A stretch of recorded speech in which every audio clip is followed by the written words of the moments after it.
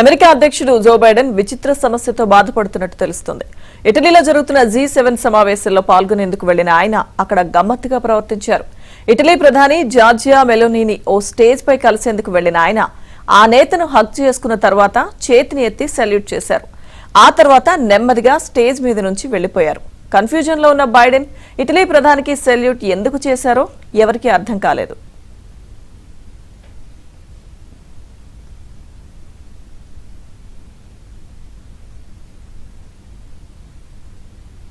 ఇక మరో వీడియోలో బైడెన్ ఎంత గందరగోళానికి గురవుతున్నారో స్పష్టమైంది. G7 సమావేశాలకు హాజరైన నేతలంతా ఒక దగ్గర ఉండగా ఆ గుంపు నుంచి బైడెన్ ఒక్కడే మరోవైపు వెళ్లిపోయారు. కొన్ని ఫీట్ల దూరం వెళ్లిన తర్వాత ఆయన ఎవరూ లేని దిశకు థమ్స్అప్ చూపించారు. మనుషులు లేని దిక్కుకు వెళ్లి బైడెన్ ఎందుకు అలా చేశారో ఎవరికీ తెలియటం లేదు. కానీ ఆ సమయంలో ఇటలీ ప్రధాని మెలానీ త్వరగా తేరుకొని బైడెన్ వద్దకు వెళ్లి ఆయన్ను గ్రూప్ నేతల దగ్గరకు తీసుకొచ్చారు. ఆ తర్వాత ఆ గ్రూప్ ఫోటోలకు పోజ్ ఇచ్చింది.